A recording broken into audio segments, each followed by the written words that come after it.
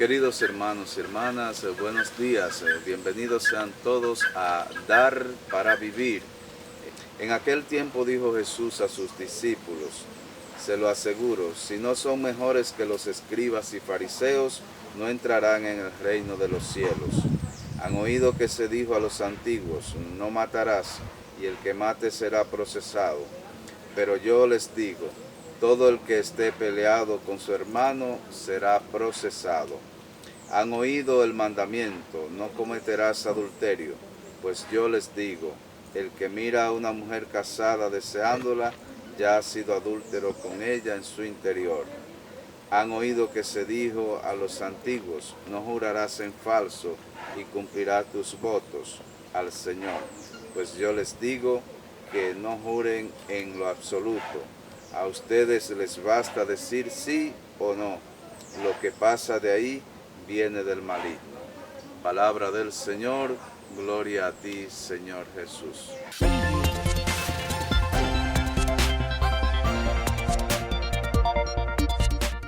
Amigas y amigos televidentes, como siempre, bienvenidos a su programa Dar para Vivir. Un programa comprometido con la salud, comprometido con la educación, pero sobre todo comprometido con cada hogar, con cada familia. Así pues que después de observar, de ver las reflexiones de nuestro querido Padre Hernández, vamos a dar inicio a su programa Dar para Vivir. Y cómo no, como siempre en compañía de nuestro hermano y amigo, el doctor Félix Antonio Cruz Siminián. Doctor, bienvenidos a Dar para Vivir. Gracias, profesor. En la semana, la periodista Ada Guzmán, productora de este espacio, Claro que sí. y quien es la responsable, ella hace un trabajo.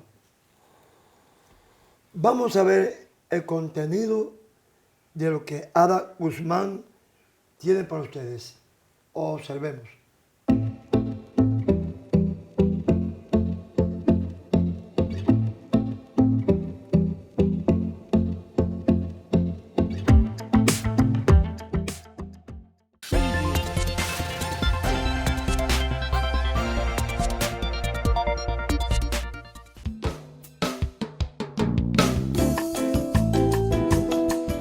Y tenemos aquí el caso de varias instituciones nacionales e internacionales que están invirtiendo aquí en el sector salud.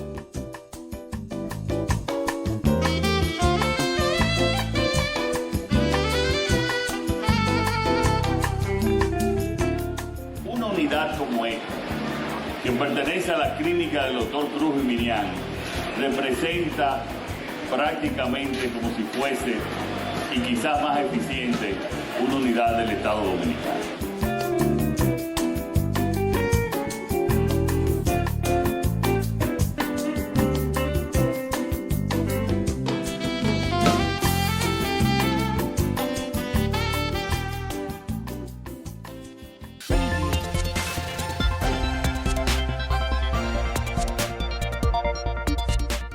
Hablar del COVID, doctor Félix Antonio Cruz Siminián, no es hablar de algo desconocido. Hablar del COVID, bien lo decía la Organización Mundial de la Salud, que el COVID venía para quedarse y que debíamos, doctor, aprender a convivir con el COVID-19, como otras enfermedades gripales. Y el COVID está ahí, y el COVID sigue ahí. Ahora bien, podemos decir que ha vuelto a recrudecerse, ha vuelto a aparecer el COVID. Aparentemente hay una situación que no es que debe alarmarnos, no es que debe preocuparnos en exceso, pero debemos tomar todas las medidas y las precauciones necesarias, porque como dice el proverbio, es mejor prevenir que tener que después remediar. porque el COVID es una realidad, está ahí y va a seguir ahí. Doctor, usted como médico, ¿podríamos decir en estos momentos algunas informaciones que he escuchado, inclusive en el transcurso del día de hoy, el Ministerio de Salud Pública emite la estadística, cuántos salieron en el día de hoy con COVID? 550. ¿Podríamos decir, doctor, que de una u otra manera ha habido un incremento, ha vuelto a aparecer el COVID? ¿Deberíamos, usted como médico y director tal vez, o no sin el tal vez, de la clínica más popular donde más pacientes van, habría que tomar alguna medida contra el COVID? Cuando usted comienza el comentario, habló de la OMS, Perfecto. Organización Mundial de la Salud. Es el organismo rector de la salud en el mundo. Pero ellos dicen muchas cosas incoherentes. Siempre se han equivocado. No son creíbles. Ellos acaban de decir recientemente que ya el COVID había desaparecido en el mundo. Recientemente. Y es falso. Está recrudeciendo en toda parte del mundo. Ya se han dicho muchísimas cosas sin sentido. Una vez decía que usen la mascarilla, ahora dicen que no. Una vez decía que el paciente con COVID en lugar de internamiento, inclusive, cuando el ministro de Salud Pública anterior, Rafael Sánchez Cárdenas, a quien tengo un agradecimiento externo por la forma respetuosa con que nos trató. Y si alguien puede verlo, exprese mi respeto y mi admiración, que considero que ha sido uno de los mejores ministros de salud, Rafael Sánchez Cárdenas. Cuando empezó el COVID, en el mes de julio, no se acuerdo, de 2020, a mí me dio COVID en el 20, a principio, en marzo. Y en abril, pues, mi familia me sacó con COVID. Y aquí mismo donde yo estoy, aquí mismo, Perfecto. se puso una cama y aquí yo duré un mes acostado después que mi familia me sacó de la Plaza de la Salud. Inconsciente, con oxígeno puesto, un ventilador ahí al lado por si acaso, desfibrilador, o sea, una unidad de cuidado intensivo. Y recuerdo que después, ya 2 meses después, me pude recuperar, comencé a asistir a la clínica y quise acelerar una construcción que teníamos prácticamente en etapa terminal. Y la terminamos para poder albergar a los pacientes de COVID. Pusimos 30 camas, 32 camas para pacientes de COVID. Cuando fui a inaugurar, fue el ministro Rafael Sánchez Cárdenas, junto con las recomendaciones de la Organización Mundial de la Salud, que siempre se equivoca. La exigencia era que todo tenía que estar herméticamente cerrado. La puerta, la ventana de los baños, me hicieron poner un plástico cerrado. Todo cerrado. La puerta, todo. Donde habían 35 pacientes, 36, con COVID es muy grave. Morían 2 y 3 diarios. Y a veces hasta 5 en un día. Llegamos a verlo. Estoy hablando del mes de junio, julio, agosto de 2000. 5 o 6 meses después que yo subí COVID. ¿Y qué pasa? Salud Pública exigía que todo estuviera herméticamente cerrado. Después que se fue el ministro, yo rompí la regla. Y aún enfrentando que Salud Pública me enfrentara, yo rompí el protocolo de Salud Pública. Mandé a abrir toda la ventana en un 5.º piso. Ábrame toda la ventana. y puse un extractor de aire, sacando aire de adentro hacia afuera, allá arriba. Hacia afuera. ¿Por qué? Porque yo me puse a pensar algo de lógica. Si estamos en esta habitación cerrado, Totalmente. como estamos ahora, y hay 8 personas fumando, ¿dónde se queda ese humo? Aquí. Perfecto. Y al cabo de una hora, ya usted no va a ver tanto humo.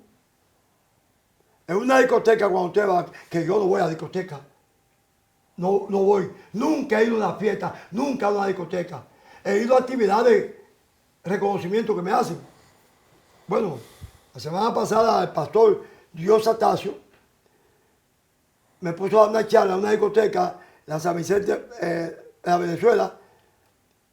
Eso estaba lleno de jóvenes. Y por eso estuve en la discoteca. Cuando usted ve que pasan las luces esas que pone en la discoteca, usted ve que no se ve el humo pintado, porque el humo no tiene para dónde salir. Entonces, si hay 36 pacientes graves de COVID, tosiendo permanentemente, ¿dónde se va a quedar ese virus? Ahí adentro. Y ese virus de una u otra forma va a contaminar al personal. Nosotros teníamos más de 50 personas trabajando ahí, asignados por salud pública, 30 enfermeras y pico, y como 10 o 15 médicos, que salud pública nombró para que estuvieran ahí. O sea que nosotros no le pagábamos a ningún médico ni enfermera. Todavía hay alguna enfermera de esas que están allá, aunque ya yo la devolví toda. No porque me la pidieron, sino porque no la necesitaban. Y de esas 50 y pico de personas, entre médicos, enfermeras, el limpia, que lleva comida, todo, uno solo no se enfermó. Uno solo no se enfermó. No se enfermó. Porque no había virus. No, pero hay otra estadística que donde menos pacientes murieron de COVID fue en la clínica suya. Sí. Creo que pacientes graves que había que internarlos intubados, podría decir que donde más sacamos pacientes intubados fue allá. Podríamos decir que en la clínica se veían más de 200 pacientes diarios de COVID. Diario. Inclusive hicimos una emergencia al lado de la clínica y pusimos una carpa para poder poner en fila. Y allá con 18 tanques de oxígeno que teníamos no daban basto. Doctor, yo recuerdo como ahora que cuando le daban de alta a un paciente que se salvó del COVID, en la manera que la clínica lo despedía y los familiares lo recibían. Yo me recuerdo como ahora, fueron muchas las lágrimas, las emociones, con una campanita cuando bajaban en la silla de ruedas. Yo recuerdo que vi más de un paciente que su familia no lo esperaban a volver. Más de 100. No, pero tuve la oportunidad de ver varios casos en ese momento y de verdad que eso provocaba muchas lágrimas en ese momento cuando el dueño del paciente, el familiar, lo veía que se salvó. Mire, es un asunto tan penetrante en mí que hasta mencionarlo me agua los ojos. Y yo vivía eso a diario. Porque todo el país conoce mi situación que yo pasé con el COVID. Que no voy a hablar de eso ahora. Voy a hablar de los pacientes que atendíamos con COVID. Como había una emergencia al lado de la clínica, adelante de la emergencia principal, había un médico. ¿Por qué viene? Ah, que me duele este pie, pase. ¿Por qué viene? Que estoy embarazada, pase. ¿Por qué viene? Que no puedo respirar, pase. ¿Por qué viene? Que tengo tos. ¿Tiene fiebre? No puede ir a pasar. Lo mandaba a una emergencia que estaba al lado. En esa emergencia, a la calle le poníamos una mascarilla. Sí. Y tenía que lavarse las manos. Entraba a esa emergencia tenía 4 extractores de aire. 4, grandes, para sacar el aire para afuera. Entonces ahí se acortaba el paciente. Pero llegó un momento tal que la situación fue tan difícil que no dábamos basto. Sí. 14 médicos habíamos, nada más teníamos pacientes de COVID. 14. Y 12 camillas y como 40 sillas fuera, en la acera y el parqueo. y ahí se moría la gente. Cuando un paciente estaba grave, que la saturación de oxígeno le bajaba, bajaba mucho y dependía de oxígeno, ese paciente había que internarlo.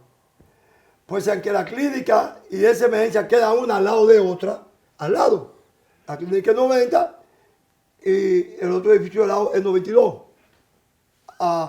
De aquí a ahí, lo montábamos en una ambulancia, que teníamos ahí lista para eso nada más, y lo pasábamos a la parte de atrás de la clínica, donde hay un edificio de 6 plantas, que hoy ya lo usamos para otra cosa. Hoy ese edificio de la 6ª planta está la cocina, la 5ª planta está internamiento, la 4ª, 2ª está cirugía, que es muy amplia, 6 salas de cirugía. 1ª está almacenes. Bueno, el caso es que ese edificio se terminó para eso. Había un ascensor que pusimos para eso, que está ahí. Ese ascensor era exclusivamente para los pacientes de COVID. Cuando el paciente decidíamos internarlo en esa emergencia de lado y se montaba en esa ambulancia, tú veías todos los familiares tristes y lágrimas, llorando todos, porque sabían que se podía morir y no lo iban a ver más. Entonces ya el paciente lo ingresábamos y el familiar no podía verlo más porque no podía entrar ahí. No podía entrar a unidad de COVID, no podía entrar. Y a ese paciente le pasaba 24 horas al día con un aire frío, mirando el techo.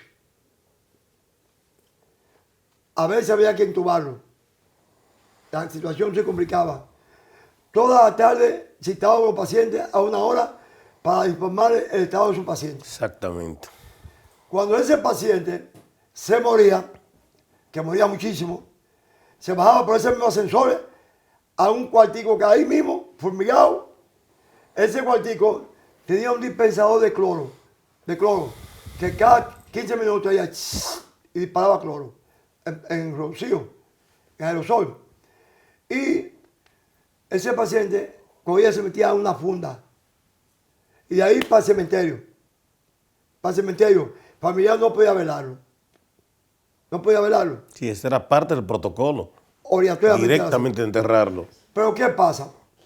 Cuando ese paciente tenía 8, 10 días, 12 días, 15 días ahí arriba, y su familiar todos los días orando, rezando, y todo en la puerta de la clínica, pero no podían verlo ni hablar con él. Sí. Entonces cuando decíamos, está de alta para mañana, entonces vengan para entregárselo. Entonces, ese paciente, el equipo de camilleros debidamente uniformado, Perfecto. el paciente se le daba de alta, no cuando lucía sano, sino cuando la prueba de COVID daba negativa y lucía sano.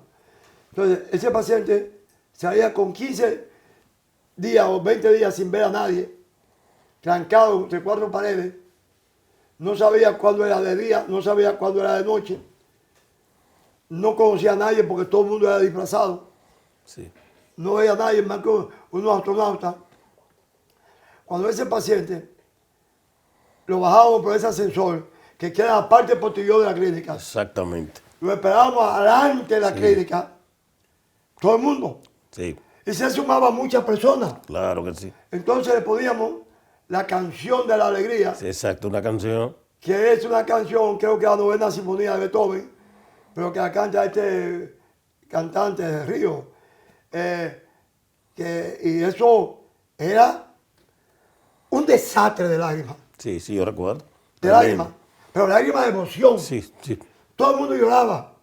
Y eso vivíamos allá diario, 3 y 4 casos diarios que dábamos de alta. Pero fue una situación muy difícil. Doctor, pero para concluir este segmento de la vuelta al COVID, del diagnóstico y la estadística de hoy de 550, podríamos estar frente a una situación de que podría reaparecer el COVID y qué deberíamos hacer. La meditación seña que nada más quedan 2 minutos. Ya, ¿podemos seguir hablando o no? 2 minutos. Sí. 1 minuto. Pues entonces esa sería la próxima sesión, esa respuesta. Perfecto. Porque Sí, el próximo programa.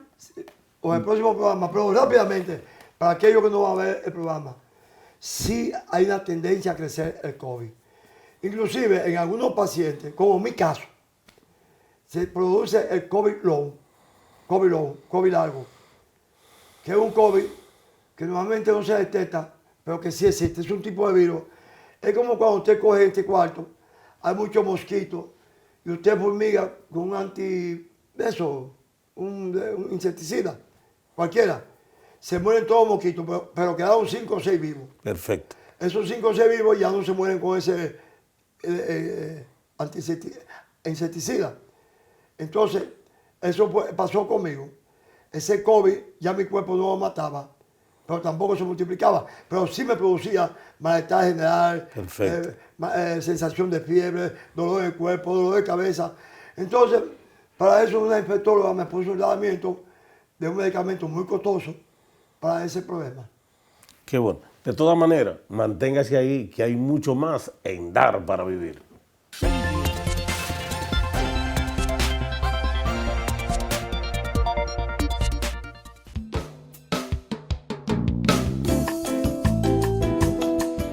Y tenemos aquí el caso de varias instituciones nacionales e internacionales que están invirtiendo aquí en el sector salud.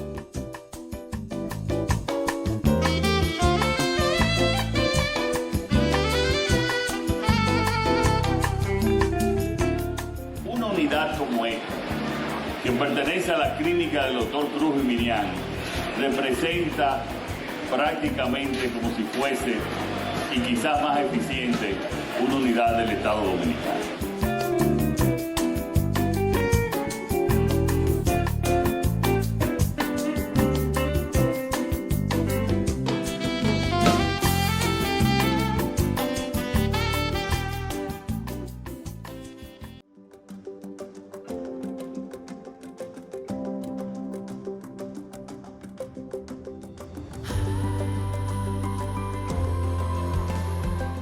La Fundación Oviedo forma parte del operativo de salud convocado por la Alcaldía de Santo Domingo Este, donde realizamos una gran jornada oftalmológica asistiendo a cientos de pacientes de escasos recursos con consulta, lente completo y medicamentos totalmente gratis con médicos especializados. Agradecemos la confianza depositada en nosotros para asistir a tantas personas necesitadas.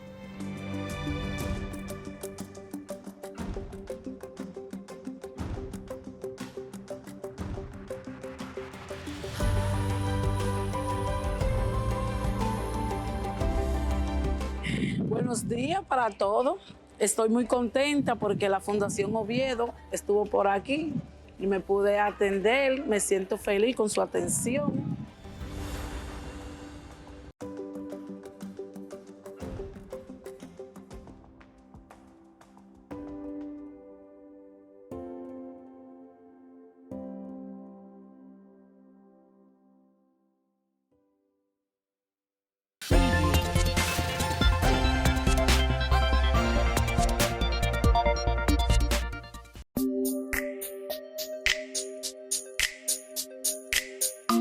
Hola a todos, para mí es un placer estar de nuevo con ustedes para aportarles desde mis conocimientos cosas que puedan ayudarle a mejorar su salud oral. Estoy aquí desde OralMed, soy la doctora Viviana Tavares y hoy vamos a tratar un tema muy interesante y que yo entiendo que debido a la ignorancia de nosotros los padres, son cosas que padecen nuestros hijos por a lo mejor no tener calidad de información para poder prevenir. El tema que les traigo hoy es la caries de biberón o el síndrome del biberón. Ese es un padecimiento que a mí me preocupa mucho y me da mucho dolor cuando nos llega a la consulta un paciente con este tipo de características. Estos son caries que se presentan en niños. Ahora vamos a hablar de niños. Esas caries se presentan en nuestros infantes y son caries muy agresivas Son caries que se pueden ver en todos los dientes, tanto los superiores como inferiores. Y los dientes tienen una característica que se ven oscuros, se ven negros, se ven dañados. Pero aquí yo no quiero llegar a que ustedes vean los dientes de sus hijos así. ¿Qué es lo que queremos con estas pequeñas intervenciones? Es que usted pueda prevenir ese tipo de padecimiento, porque ya cuando se presentan en sus niños, entonces tenemos ya que tener una intervención y tener tratamientos sobre estos. Y a veces hay cosas que de manera muy sencilla podemos, y con acciones diarias en el hogar, podemos evitar. Y ese es el objetivo, que podamos evitar que se den este tipo de cosas y ustedes no tener que incurrir en gastos elevados y en acciones a sus hijos que le van a afectar psicológicamente, porque esa no es la relación que queremos instaurar entre el doctor, el odontólogo y el paciente. Nosotros necesitamos establecer relaciones positivas, relaciones sanas, y que el poder de tu salud esté en tus manos. O sea, nosotros vamos a hacer un acompañamiento y le vamos a dar las informaciones necesarias, pero el poder de la salud va a estar en tus manos. Entonces, estas caries de biberón son agresivas. Vamos a decir que caminan muy rápido. O sea, cuando decimos que son agresivas es que cuando salen pueden extenderse muy rápido, pueden profundizar muy rápido. Se presentan generalmente en los dientes con superficies lisas. ¿Qué quiere decir esto? Todos los dientes de la parte anterior, tanto los de arriba como los de abajo, son los dientes más afectados en esto. Entonces, vamos a la causa. ¿Cómo nuestros niños llegan hasta ahí?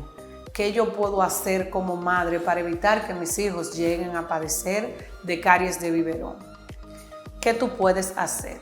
La causa principal de la caries de biberón es la ingesta de azúcares, de líquidos con altos niveles de azúcar. Por ejemplo, la leche con azúcar. La leche no está hecha para ingerirse con azúcar, sino ya viniera endulzada de la vaca. Entonces, inmediatamente nosotros le agregamos azúcar a la leche, le estamos dando todas las condiciones para que esas bacterias se desarrollen en la boca de nuestros niños. ¿Qué pasa con esto? Que esos azúcares se quedan en sus dientes y se van degenerando, se convierten en ácidos. Esos ácidos que se generan de esas bacterias son, porque se lo quiero explicar de la forma más llana posible, esos son los que van a afectar el esmalte de tus dientes. O de los dientes de tus niños. Esos son los que van a afectar el esmalte. Ese ácido se come el esmalte. Cuando ese ácido se come el esmalte y lo corroe, es que salen esas manchas negras. Entonces, cuando ya el diente pierde esa protección, que es la que tiene el esmalte, ese revestimiento, eso va profundizando en las otras estructuras del diente. El diente tiene varias capas. Cuando se rompe la primera capa y se daña, es muy fácil que esas bacterias dañen las capas siguientes del diente. ¿Qué se va a producir cuando eso pasa? El niño va a comenzar a tener sensibilidad y dolores muy fuertes. Y usted va a decir, ¿qué es lo que pasa? El niño va a dejar de comer, va a dejar de ingerir alimentos. Eso va a afectar su nutrición. Si afecta la nutrición, afecta su desarrollo y su crecimiento.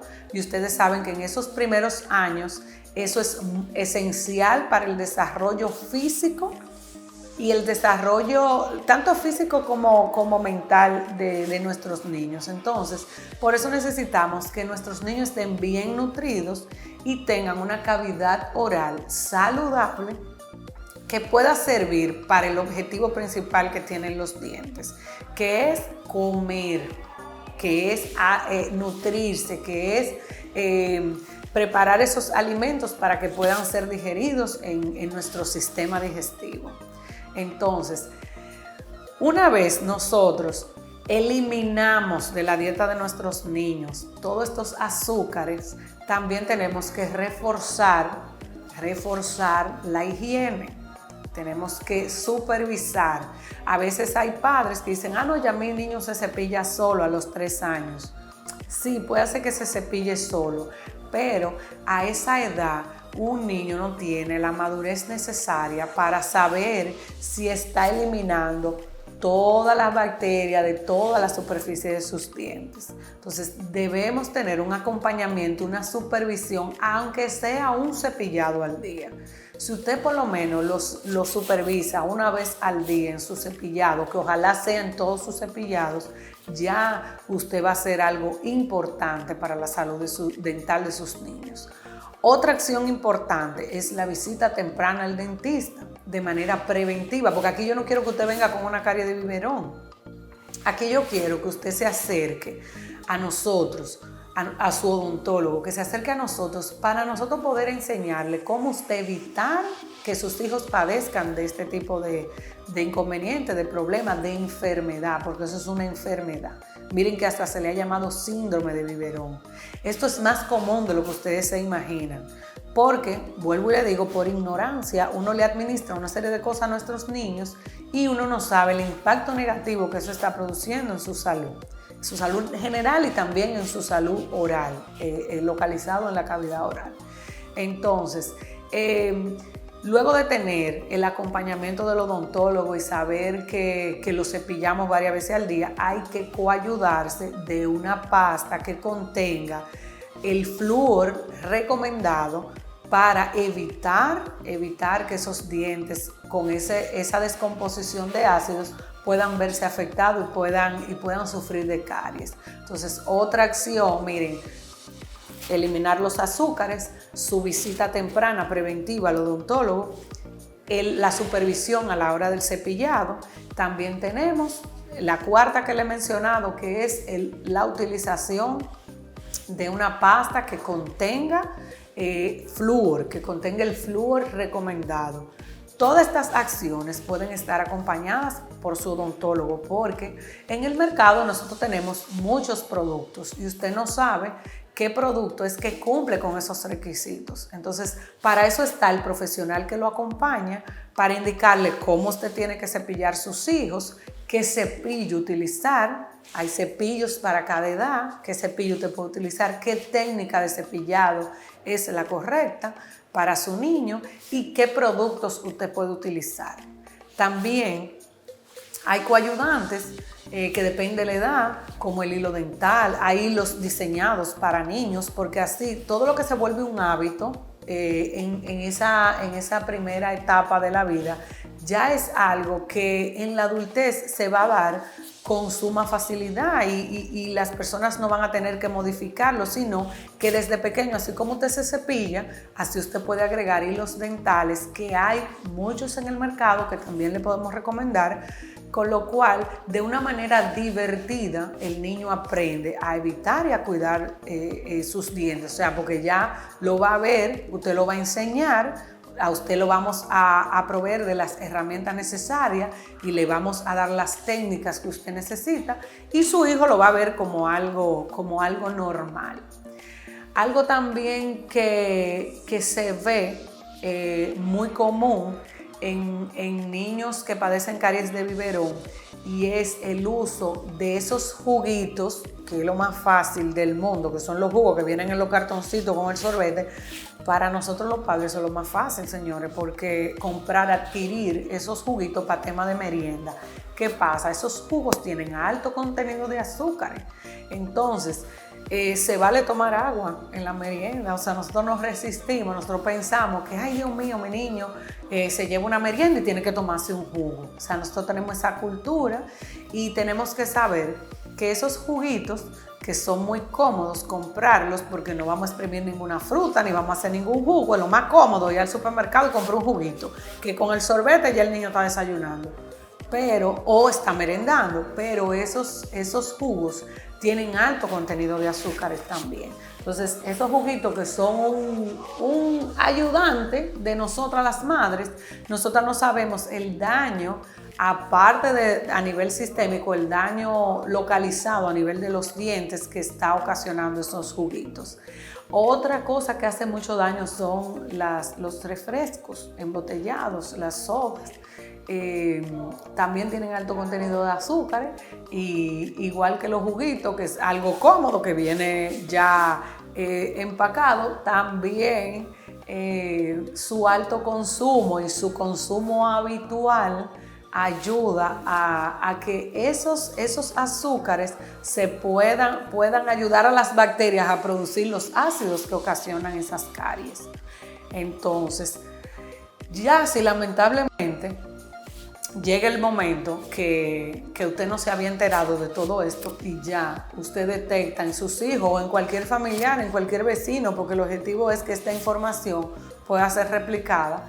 Si usted se da cuenta o sospecha que sus hijos o su hijo, su vecino, padece de caries de biberón, es importante que acuda a un especialista del área. Estas caries, depende de su etapa, tienen diferentes tratamientos. Entonces, el entrenamiento para tratar ese padecimiento lo tienen los odontopediatras.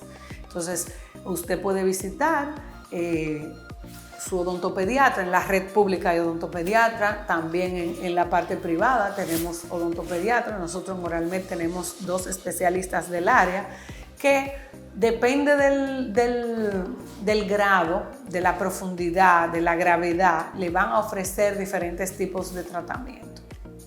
Entonces, hay tratamientos que son mucho más sencillos, que simplemente es eliminar la parte cariosa del diente y empastar. Hay otro nivel que no hay ni siquiera que eliminar, sino nada más aplicar como un refuerzo de flúor, tanto en productos para uso de la casa como en productos concentrados para uso de consultorio. Pero hay otros niños que llegan ya con un padecimiento tan profundo y con tanto dolor y ya con una afección a nivel profundo, a nivel de nervio, que hay niños de esto que tenemos que utilizar hasta métodos de sedación, de dormirlos aquí en el consultorio, de hacer una sedación consciente, para entonces hacerle tratamiento de canal en todas las piezas y después los empastes. Ustedes van a ver, en la medida que yo voy exponiéndole este tema que de verdad es muy interesante, diferentes fotos de estadios de esta enfermedad y sobre todo de diferentes tipos de tratamiento. Cuando ya nosotros incurrimos a sedación es porque es muy agresivo y muy profundo. Entonces, ya cuando eso sucede, el niño tiene dolor, no duerme. Si no duerme el niño, la mamá tampoco. Y eso desestabiliza, el niño no come y hay un desorden, honestamente hay un desorden. Entonces, cuando esos niños tenemos que incurrir en hacerle tratamiento de canal en todas esas piezas y restaurarlas, ese niño está siendo sometido a un tratamiento que pudo haberse evitado.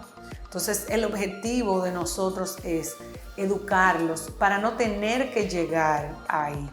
A veces ni siquiera podemos hacer un tratamiento y salvar las piezas. A veces tenemos que incurrir en sacarlas. Entonces, esas piezas de leche tienen una función en su boca y es, mira, tienen que desarrollar los maxilares. Ellas están presentes para desarrollar la mandíbula y el maxilar. Ellas tienen ese objetivo. También tienen el objetivo de guiar los dientes permanentes. Cuando tengan que mudarse, como uno le llama, cuando tenga que entrar el niño en un proceso de erupción y de recambio, esos dientes de leche son lo que guían, son lo que dicen, es aquí que ve ese diente. Entonces, si lo sacamos, ya nosotros sabemos que nos vamos a estar enfrentando a temas de erupción con esos niños. Entonces, ese niño viene y entra por una cosa que es completamente traumática y quiere decir que hasta que no mude todos sus dientes, 12 o 13 años, nosotros vamos a tener que hacer intervenciones consecutivas con esos niños. Y de verdad, eso no es lo que queremos. Para nosotros, muy bien, porque vamos a tener trabajo, pero realmente nuestro objetivo es que cada vez sea menos que el paciente nos tenga que visitar por padecimientos que pueden ser perfectamente evitables. Lo que nosotros podamos con nuestro mensaje evitar va a ser siempre nuestro norte. Nunca va a ser una odontología correctiva, sino una odontología preventiva, como todo lo que hacemos junto al doctor Cruz Jiminián. Tratar de educar, aportar desde nuestros conocimientos para que ustedes puedan empoderarse de los padecimientos de salud, empoderarse de sus tratamientos, saber qué pedir, dónde acudir cuando ustedes tienen algún padecimiento y sobre todo cómo evitarlos. Nosotros estamos aquí para evitarlo, para prevenir que usted tenga que verse y pasar por una situación así con sus hijos. Así es que este ha sido mi aporte en el día de hoy desde Oralmed. Fue un placer para mí estar con ustedes. Agradezco de nuevo al doctor Cruz Jiminián por permitirme ser parte de su espacio. La doctora Viviana Tavares estuvo con ustedes.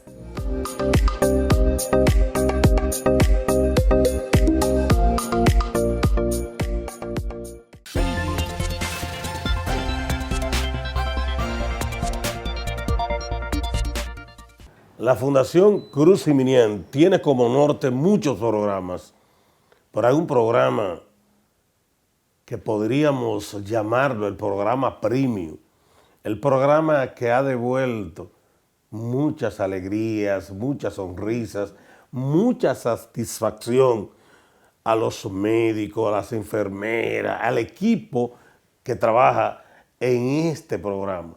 Pero al mismo tiempo también produce satisfacción a los familiares dueños de estos pacientes, pero al paciente por igual. Hablamos de labios leporinos y paladar hendidos. A la verdad que es una patología que cualquiera que le nazca a un niño así, la preocupación es grande, la amargura es grande, la tristeza es grande, el sacrificio usted no se puede imaginar.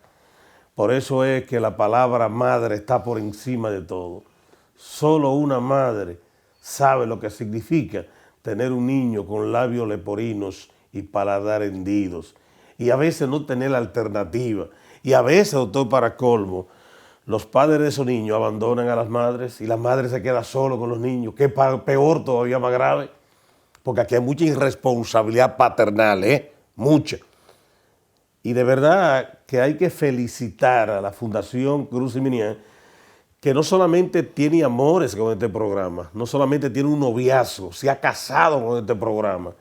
Y a veces sin saber de dónde, ni cómo, ni cuándo conseguir lo que se necesitaba para lograr devolver un niño o una niña a la normalidad, lo asumía. Y con el tiempo ha ido logrando sumar mucha gente, hay mucha gente haciendo causa común con este programa. Doctor, nosotros sabemos con los años que tenemos a su lado, que tenemos al lado de ADA, de la Fundación Cruz Jiminián, que este programa es un programa que mayor satisfacción le produce a usted como ser humano y como médico. ¿Cómo usted se siente, doctor, cuando usted logra y su equipo volver un niño de eso a la normalidad, pero producir esa alegría en toda esa familia que tiene un niño con esa deformidad? Lo que abunda ya no es extraño, por ende no causa ninguna emoción, porque ya estamos acostumbrados a ver eso. Entonces hemos operado más de 3.500 niños de labios leporinos y paladar hendido. Paladar es el cielo de la boca. Observen esas imágenes que Ada Guzmán está poniendo ahí. Observen que hay muchas imágenes del cielo de la boca abierto, otras cerradas. Esos punticos que usted ve negros es cuando ya se cierra. El labio leporino es el labio abierto, que puede ser de un lado o puede ser de ambos lados, se llama bífido. A veces tiene el labio leporino y el paladar hendido, como un caso que ustedes están viendo ahí. Parecen dar un aspecto monstruoso.